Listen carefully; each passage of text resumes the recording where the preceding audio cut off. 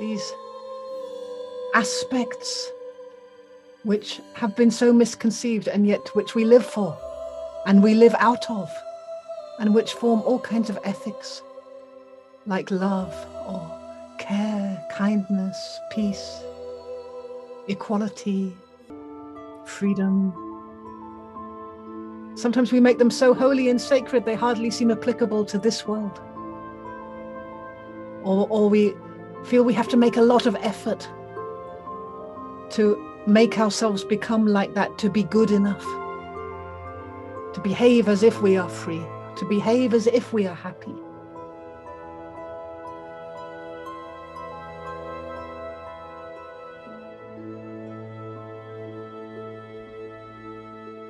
To behave as if we are loving. And that's not quite the quality because there's effort involved.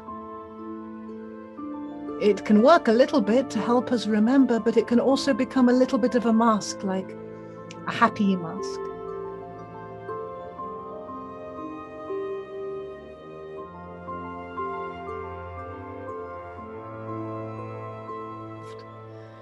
And of course, one of the ways we know a quality of true nature is that it's just spontaneously arising. It's seamless. It's almost hidden in plain sight. We don't need to do anything to be that, or except maybe just relax, get out of our own way. We don't need to do anything to deserve it. It's not a reward. It's more of an unfolding and a clearing of what we're not, of trusting the unknown depths of ourselves, the unknown core of our experience, which is so close to this loving heart, or so close to this being alive, or so much part of this consciousness, which is beneath, before, behind, after anything we ever experience, which facilitates all experience, out of which all experience arises, this simple consciousness, conscious aliveness, whatever that is, this mystery. We can only know it by its effects, and the effects are our lives, our experience, our naturalness. And of course, sometimes we need to have an experience come forward in our life which really rocks the sense of safety, or rocks the sense of belonging, or rocks the sense of love, in order to collapse and fall through the floor of all of our effort, and to find actually that we're still here, and we're still innocent of heart, and that there is still love, there is still life, there is still consciousness, even when everything else clears away. We can spend our whole life trying to be good enough, trying to be worthy, trying to be right. And sometimes it's only when we completely give up trying and we fail and we say, sod it.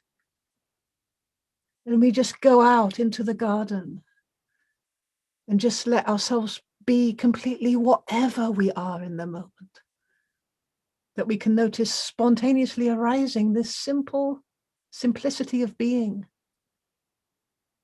this soft, responsive consciousness or awareness, that our foot is actually secretly communicating with the earth and saying, I love you, I love you, I love you, I love you. I love to be alive. Sometimes we need to be able to let go of so much in order to come to what is already here.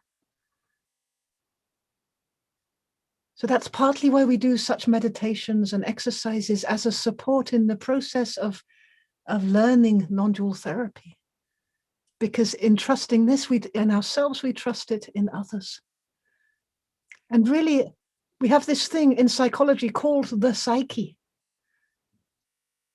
And the psyche is nothing other than an intimate field of experience arising in our consciousness, alive, with an intelligence of its own, arising in the here and now, which is imprinted in the here and now, in this place of memory, which also arises in the here and now,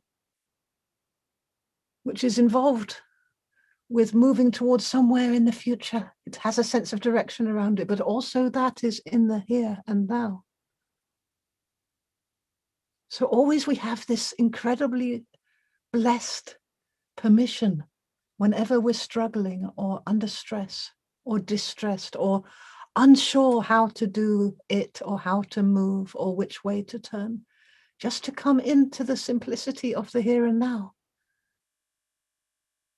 which is a place of mystery in a way. It's the dimension of mystics, and yet it's so very simple and embodied, because when we let ourselves softly recognize that we are here now, we often do that through feeling something in the area of the body, the weight of the body, the sense of the air on the skin, the sense of sight, that we're experiencing sight. Some people more go into the sense of sound, sense of touch. Yeah, pinch myself to know that I'm here, that it's real. But am I real? The pinching is real. So when we're born as a newborn baby, in a way we enter this world on an ocean of true nature, an unbounded pool of love, seamless unity, to which comes a shock a little bit of new impressions. Maybe the sound feels very vulgar. Maybe the light feels very bright. Maybe it's a little bit of a ugh. But then we find ourselves pulled close to our mother or to a caring human. Maybe even if it's just for a few moments, and we come to peace on this side. So we died to another dimension, we were born into this one. And in that place of peace, when the baby, when she's at peace against her mother's body, she's in a field of direct experience. She's not thinking about it in the sense of, okay, that's me, mother, and I'm me, and oh my goodness, my toes are a bit bent. She's not yet, she's not thinking, and she's certainly not thinking with words. She's in a place of direct impressions. She doesn't divide between her mind and the emotion of warmth or peace or contentment or love. She doesn't divide between her mind or what the brain is taking in sense perception and the feelings of peace and love and harmony and the physical sensation. She doesn't divide the bliss in her body from that. She doesn't even divide her hunger when she's hungry from that. It's all one field of direct experience. She doesn't need books on mind, body, soul, you know, she's got it all there as one direct package. Direct experience in the here and now. And this is all happening within this ocean of being, of true nature, whatever that may be. So when she cries with a need, because she wants and needs human warmth, she doesn't repress it or suppress it or negate it. Not at first. There's an innocence in the belief that out of this helplessness, a need is resonating and it will be met. There's another kind of conversation happening.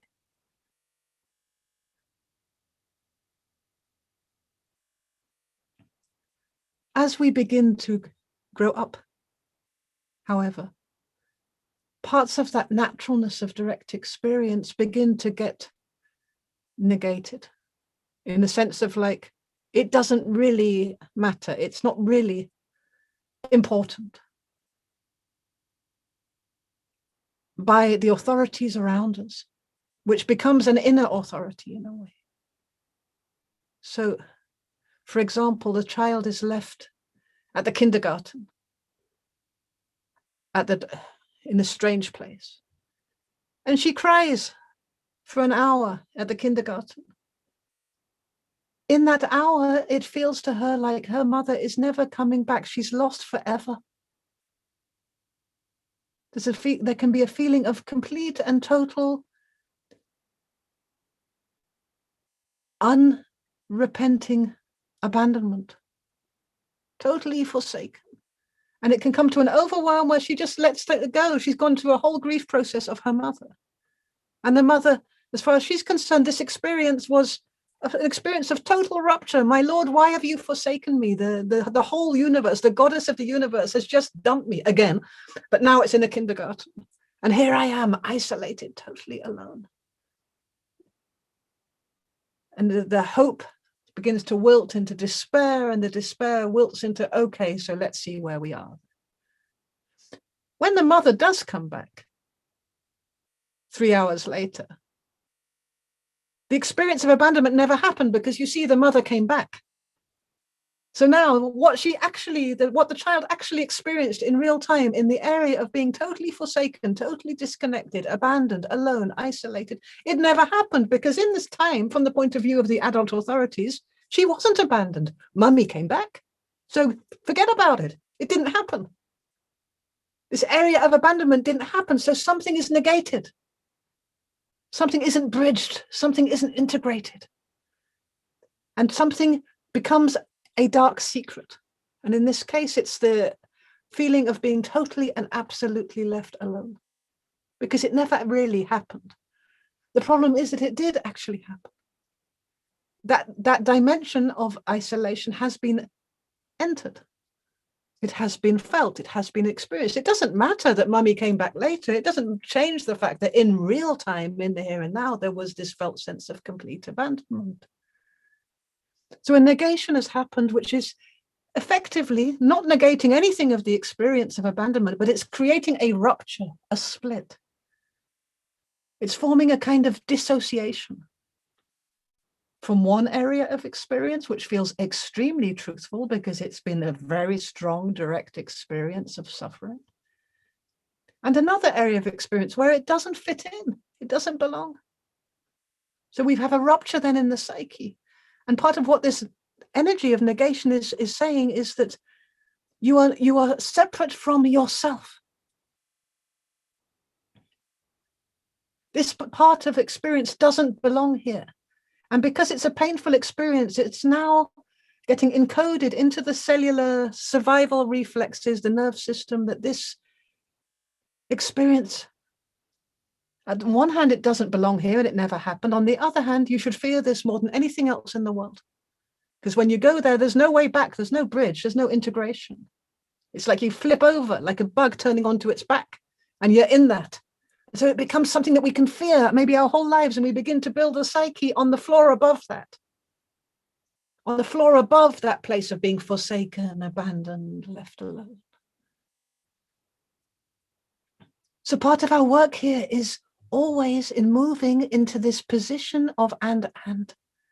There is this reality and there is that reality. This was experienced, pure abandonment in this case. And also, it was experienced that mummy came. The one doesn't negate the other. What happens later in time doesn't undo what was there, what already happened before. It's another experience, and another one, and another one. We have so much space for experience. We're so very, very alive, so multi-dimensional. So now this child is beginning to get quite savvy. She's beginning to grow up a little bit, and she's beginning to speak, and she's learning. She's learning very, very, very fast how to survive here. And the world is beginning to divide into pleasant experiences and unpleasant experiences. Stuff I want and need and would like to keep, and stuff that I don't want and don't need and don't want to keep. And this we touched on yesterday as well, in this whole area of grasping and aversion, stuff I attach to, and stuff that I don't want anything to do with. That's with the other.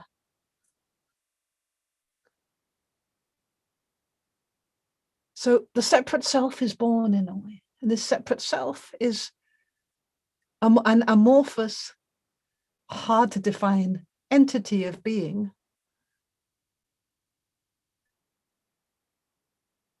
which is somehow in opposition to the other, where the bad stuff can hide. Because when we don't want an experience, we throw it into other land.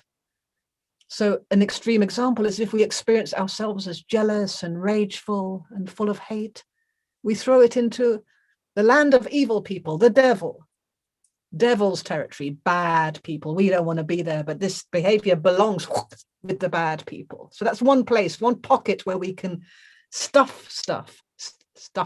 Yeah. Another one is in nature. We get alienated from nature, from the earth, from naturalness, including the naturalness of our own body. Because nature is wild and dangerous and unexpected and mortal and untamable.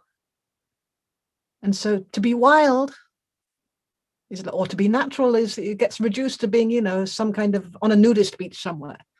Exhibitionist, socially unconformed, out of rapport with other humans, as if it's in opposition.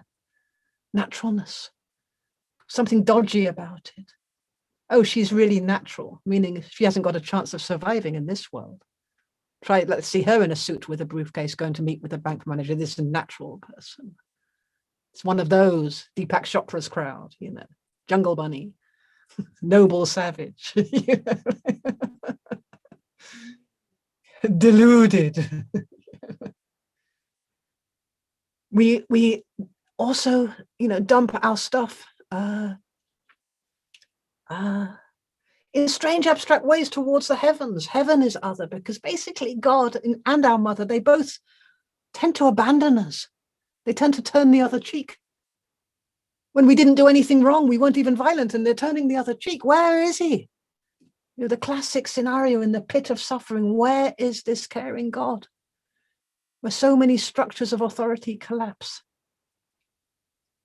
So often our rage at the authority which abandons us and forsakes us is projected towards structures of religion, the angels, heaven, and is supported often by religion. That we're basically here because we didn't do good in our other lives, and so we got reincarnated again and again because we never can get it right. We're just too stupid to get enlightened enough to not get reincarnated. But it's a given that this life is a punishment, right? And you punish people that did something wrong. The Garden of Eden, the original sin. And if you just take that one story where we dump so much of our guilt and our shame, the Garden of Eden, what on earth is going on there? We are created, Adam and Eve, newborn in pure innocence. We have no knowledge of good and evil. We haven't got a clue. We're innocent. We're totally in these qualities of purity and innocence. We don't know the difference between good and bad because we're in our quality of innocence. And then God comes and he says, don't eat from that tree. The knowledge of good and evil, don't eat from that. But we're innocent. We don't know that it's wrong because we have no knowledge of good and bad. We don't know that it's wrong to disobey God and go and have a taste of that tree. We don't know it's not a playground here. We don't know there's such a thing as punishment and reward. We're innocent. We're in our purity. It's a trap. It's a trick because we only know that we were bad after we've eaten from the tree, but we couldn't have known in advance. So that's if you put that story in the timeline of religion, of crime, punishment, guilt, one event leading to another. Oh my God, if I make one wrong move, there's going to be terrible consequences and my life will be devastated. I must be always hyper-vigilant for the punishment which will come because I'm not okay. And I'm trying to make myself okay. I'm trying to be good enough. But it's hard because the whole world is not okay. It's a bad world and I came here to save it, but I don't know how to save it. This feeling, this spiraling of badness, badness, badness, badness. And it's so easily fixed when you take the story of time, the mental story of time out of it, and then you've got exactly what is the essence of non-dual therapy. We are 100% innocent in the here and now. And we are experiencing the knowledge of good and evil. We're experiencing badness and goodness in all the different flavors. And we experience guilt, and we experience shame, and we experience depression, and we experience happiness. It's all there at the same time. Eden is deep inside the heart, inside that triangle in our meditation. Somewhere there is the Garden of Eden, not necessarily our fully fledged garden, but the resonances, the perfumes of that garden on the inside, of who we really are, so close to being alive, unconditionally, like that baby. So now she's growing up a little bit, and she's learned to start discriminating with the mind. This brings me pleasure, this brings me pain. This makes mummy happy, this makes mummy angry. Having needs annoys mummy, better not have any needs, better go to daddy. We start making choices of what to do about suffering, but the terrible thing is that the suffering is coming anyway, because with each time we make a choice, we make a decision, I will be like this to please mummy and not like this. We deform part of our naturalness. We interfere with our spontaneous experience. So the little girl is now sitting at the breakfast table, and it's expected of her that she will go to the Girl Guides and be a good citizen, and that she should play volleyball really well, and that she should not be too smart, but she should be calm. And she's delivering what's wanted in order to make her parents happy, because she loves her parents. But all the time, something is being split, something's being deformed or reformed or conformed in her energy. And she begins to get more and more lost in her mind, because the mind would love to describe what's being felt, like a storyteller, like describing what's being experienced, reporting what's happening, sharing. But now it's actually cooking stories and presenting them in order to get a result which is good and not bad. And it all builds up with this sense of tremendous consequence. You make one wrong move and you can totally screw up the family home. Your parents can get divorced. You can end up thrown on the street. You let your naturalness escape for a moment, a bit wild, a bit playful, a bit free, and everything can collapse. The whole war can break out in our households, in our homes. Devastation, disconnect, isolation, that abandonment we learned so hard to fear. And so then we cling even more to making the right choices, either or decisions. How to get the pleasure and not the pain, how to be good and not bad, how to have the positive emotions and not the negative emotions. And in this, we get increasingly caught in patterns which we can recognize in ourselves, patterns of repetition, and patterns we can recognize in our clients.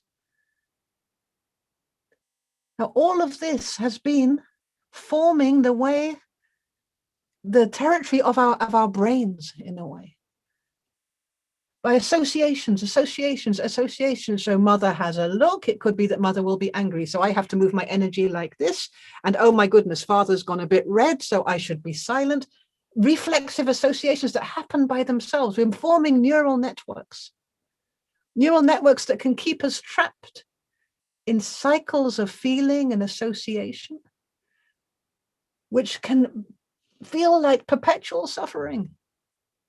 For example, later on, she falls in love and she's looking at her husband. They're at a social gathering. She's looking at her husband across the hall, and she feels a flash of total spontaneous appreciation of his sensuality, of how lovely he is. And around him are all kinds of other women. And now, by association, she's going into fear. She feels like she's nothing. She feels like she's ugly. She feels like for sure he's going to betray her. So this moment of appreciation and love has been, by association now, followed a neural network to insecurity, to loss, to betrayal.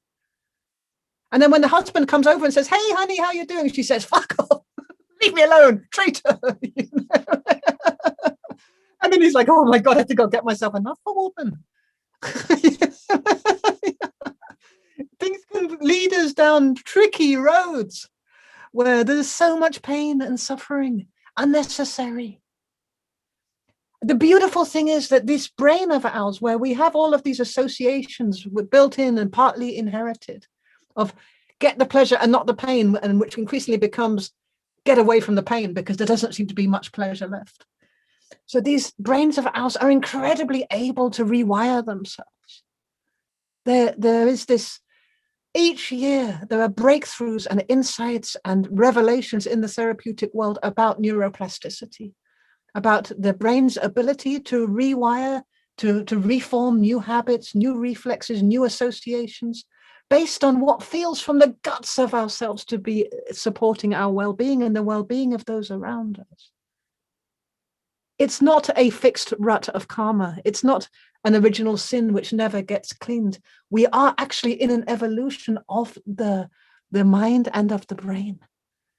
Meaning even our inherited fear responses, our inherited survival responses can be reprogrammed. And reprogramming doesn't mean we hypnotize ourselves to be different from what we are.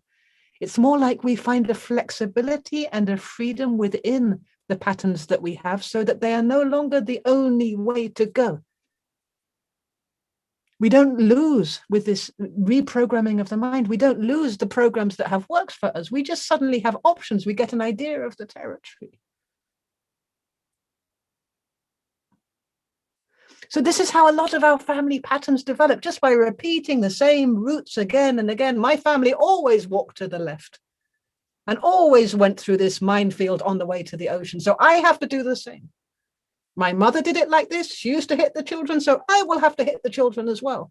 Otherwise, I'm being unfaithful to my mother. This is how we do it. And it's trained deep inside ourselves. We really get caught into places where there's a deep extra split, because we find ourselves behaving like our worst nightmare, which is often our parents, or the ones that have most hurt us. We find ourselves repeating it involuntarily because it's so deeply encoded in our brain. And we think, oh my God, I can never change this. So this is where we come to this whole area of the non-dual quality of choice, the whole question of free choice, which is so important in healing because the brain is the central organ of perception. It's where all the information is being processed. Freedom of the brain to be able to move with flexibility and new programs is critical to our emotional state, how we associate, how we are compelled to act out certain things, or when we are compelled to act out, our attitude towards that acting out. It can make all the difference. It can unlock the story from being the most incredibly self-pitying, grandiose tale of torture and horror, which is my life, to a story which is a part of an experience which has been lived on behalf of the whole, but which no longer has us by the throat, no longer defines us, no longer keeps us forever in a position of being helpless, victimized, and inevitably abused again and again and again and again. So what is this non-dual quality of choice? It's an interesting thing because it's not a decision. Decisions happen all the time. Estimations happen all the time. Measurements happen all the time. It's part of our mental functioning. So we make a decision when we go outside the house to turn left or to turn right. And if we turn left, we didn't turn right. Right? It's a decision. It's an either or choice. But the fact that we turned left and not right doesn't mean that right ceased to exist.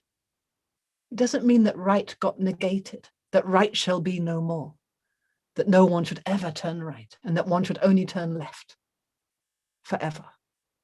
And this is how, when we move out of the physical into the emotional, we tend to relate to it. I am a really kind person. I'm always a kind person. No one should ever say that I'm unkind, because I am kindness. You'll hear this stuff. People will identify, your clients will identify themselves. I am the generous one. And they build themselves prisons. Because in a way, they always have to turn to that, always, in order to be an I. They're so deeply identified. And it's so easy to say, well, can't you be, I am the generous one. Well, don't you need to be mean sometimes? Is there no situation where you might need to be a little bit miserly? Do you always say yes when people ask you for money, or for favors, or for your life, or for your child's life? Or are there instances where you're allowed to say no? So these structures of identity, these structures of association, holy as they may be, need space. And this is where the non-dual quality of choice is really giving us an incredible resource. So what is choice? It's not a decision. It's more like an overview of the territory of mind.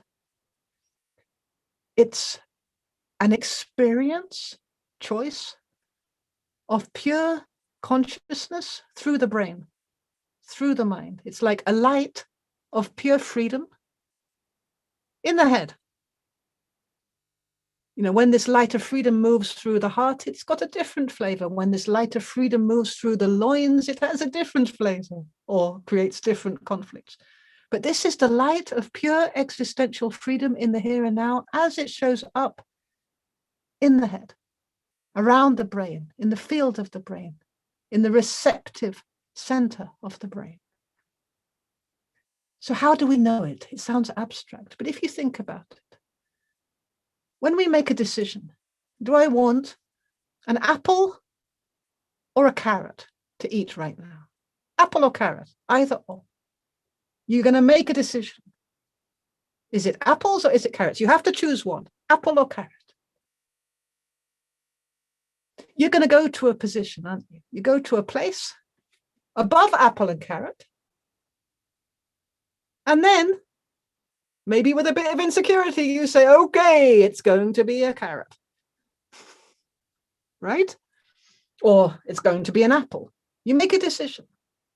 Or maybe some people who have a hard time making a decision will go up to that place of overview, apples and carrots, and then they'll begin to go, apples, carrots, carrots, apples, apples, carrots, carrots, apples. I don't know what to do, and anxiety will start to build.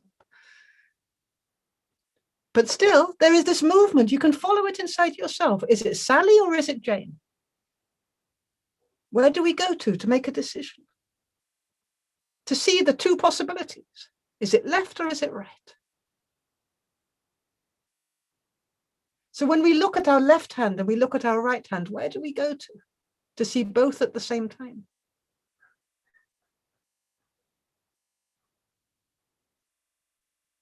So there is this centering movement and this movement like to the top of the triangle in a way. And it's a space. It's a space of pure freedom where anything, we can say carrots or we can say apples, or we can say, actually, I changed my mind. Now it's going to be carrots, or now it's going to be apples. Oh, I made a mistake. Let's go the other direction. The way we behave on the level of mind is that when we've taken a decision, the choice is lost. We've lost our freedom. So I've chosen for carrots.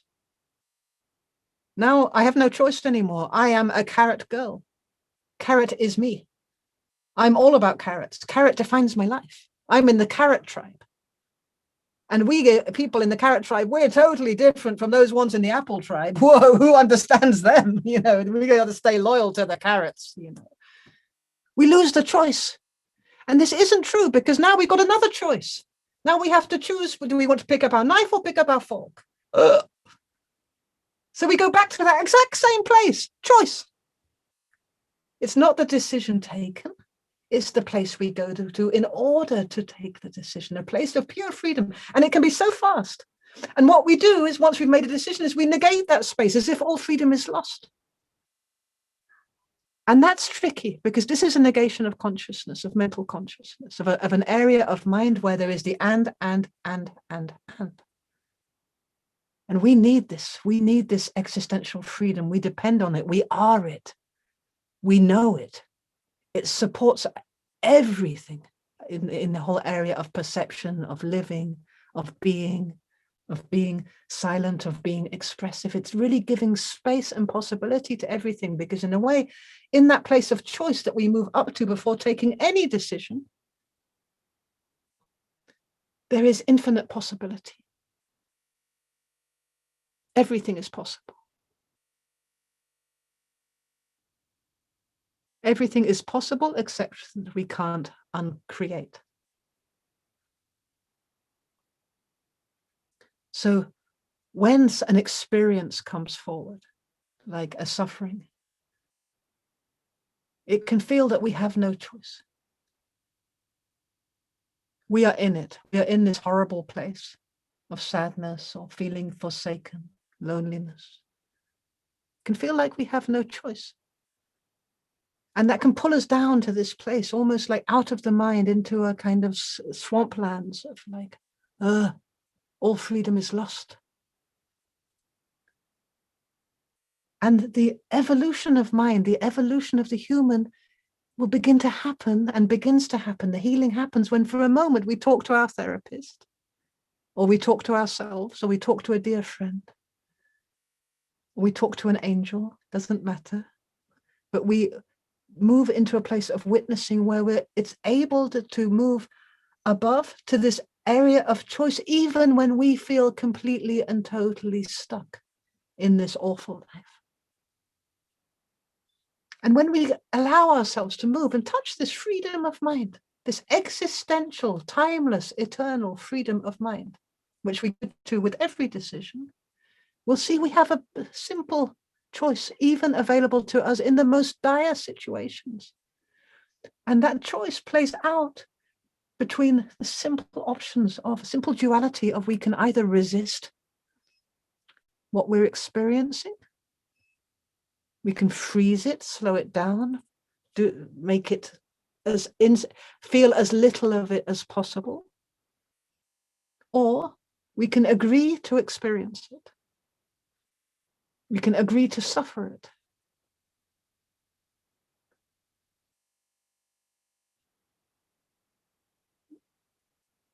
And we can play between those two, because in that playing between these two, we have this mercy of time and this mercy of space. So we can say, okay, I'm going to resist this for now and I will suffer it later. Or I'm going to suffer it for a moment and I'll resist it because I need to go to the shop and do some stuff, and then I'll come back and suffer it some more. There is this freedom of processing which comes forward when we introduce the area of choice, which brings in a kind of mastery of direction. Because we're no longer compelled to act because there's such an overdraft of misery that there's at a stage we just want to scream or burn the place down or just walk off into the horizon and never come back. We're no longer compelled to act because we have this mastery of it. We can never navigate the pulse of what's being experienced. We can choose to process it. We can choose to slow down the processing of it. That means that if we, for example, shout at our child and we just totally lose it and we absolutely become venomous, venom from hell, rageful, nasty, toxic bitch face, and it's horrible, but the child in the meanwhile has to get to school and we don't know what to do with ourselves because we weren't ourselves, but that was ourselves, right? This came out of us. We have the possibility to go back to the experience at any moment with a different attitude. Now, not an attitude of resisting it because the kid has to go to school, but an attitude of agreeing to suffer in slow motion because we can play with time. Exactly what was touched inside of us. What happened? How did we flip over? What was the energetic association? What was there before the anger? What pain was touched? What vulnerability? What place inside ourselves where maybe we feel so abandoned ourselves or humiliated? Because we can stretch out time, we can take it in slow motion when choice is involved. And again, it's tricky with the language, but choice isn't making a decision. Choice is a dimension of mental freedom. There is free choice. Choice is inherently free. It's just got nothing to do with making decisions. I mean, and everything to do with making decisions. It's got everything to do with flexibility, versatility, freedom of mind. And the catch is neuroplasticity, meaning the ability of the brain to rewire its patterns, its habits, its neural networks, its territory. Because when we go into that place of choice inside ourselves and we make it not just a second before we decide something, but we let it be there even after we've decided something, we let ourselves keep that spaciousness of freedom of mind, then we begin to see the territory of navigation. We get an overview, and we see the left way and we see the right way. We see the way that the ancestors always took to the ocean, and we see a much more direct route. And we know that if we want to go back to the old way that the ancestors always took, we could do that if we need to, if we're visiting our grandparents. But also we can go the shortcut. And of course, the first time that we take a new way, adopt a new behavior, it can feel like it's full of weeds and the road is not traveled very often. But when we travel it, others will begin to travel it as well. And it becomes itself a kind of healthy habit or a healthy ritual, because it beats out its own pathway and it becomes a path of least resistance in its own right. But that's the nature of neuroplasticity. And in this, there is such a deep freedom to heal and to change and to reform in alignment with that which we most long for. That which we're here for, our purpose. What really matters to us. So every area of suffering that comes forward matters to us because it involves a quality of true nature. The suffering of abandonment, for example, matters to us because it involves a deep, deep engagement with the quality of unconditional care. What it is in this physical world to bring care into the world, or to receive care, or to trust care unconditionally, even if bodies come and bodies go, to find the quality of care outside of subject and object. But we suffer. And with the suffering matters because the quality of care, the true quality of care, matters. We suffer hatred because our love is so precious, it matters so much. So hatred for us is quite a suffering. It's very hard for an open-hearted, loving person to feel hatred. The stronger the quality, the more intense the suffering.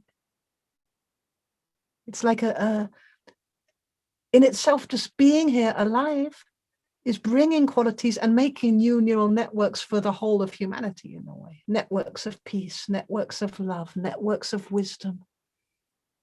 And of course, then there is the big one, which is the network of compassion.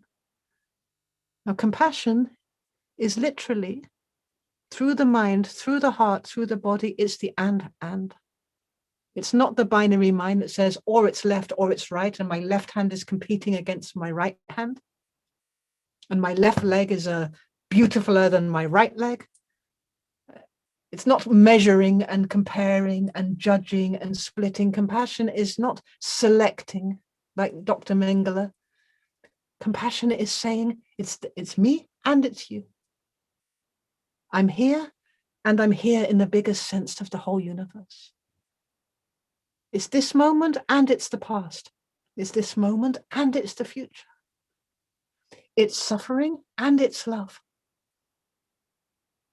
It's a war going on here, a total conflict, and there is peace. It's and. So you see how closely compassion is related to the dimension of choice. Because when we rise out of the discriminating layer of mind, which then becomes liberated to use, to navigate, to make decisions, to manage, and to make mistakes and to learn from it, and all of that stuff, to measure, to estimate. When we can add to that this next layer of mind, which is the layer where we have this unconditional non-dual quality of choice, we have the and coexisting things happening all at once. Paradoxes. I can love and hate you at the same time. I can be deeply attracted to you and also repulsed at the same time. I can care for you more than anything else in the planet and at the same time not give a damn. Be radically free. You can get a sense of the richness which is there when we move to that place of freedom, which doesn't make us crazy. It makes us sane. It makes us responsible in the deepest, most lovely sense of the word. It brings us into alignment, into the pathway of our true purpose. Meaning in alignment with that which we would choose to devote ourselves to. Once everything is integrated, as everything is integrating, the love that we choose to devote ourselves to, the joy which we want to invest in, the peace which we feel a deep somatic commitment to, the journey of curiosity, of wonder, of awe, which brings us into life. Those things that when in our last days on our deathbed and we say, let's take a look at my life, those things that we regret leaving behind as in physical manifestation because they're so very, very, very yummy. So beautiful to see things with the eyes. So miraculous, so amazing to touch, to experience, to breathe, to feel warmth and togetherness through bodies, multiple souls, to be part of it, to belong as part of this creative endeavor which is happening here. Not as more or less or better or worse, but just to belong to the whole family of things, family of beings, physical. There's so much direction that can come forward when we have that freedom to rise above the programming, the conditioning. So today we will be working a little bit with this quality of choice and seeing if we can unravel it. How do you say? Become it. Even when decisions are being made, to stay in the kind of resting as choice, even when we listen to each other. To move beyond the hypnosis of the conditioning of the lower mind, the discriminating mind, the mind that says, I want pain and not pleasure. I mean, I want pleasure, I want not pain. I want it to be good, not bad. I want myself to profit and others can not profit, or whatever, this discriminating mind. The mind of competition, the mind of comparison, the mind of suffering.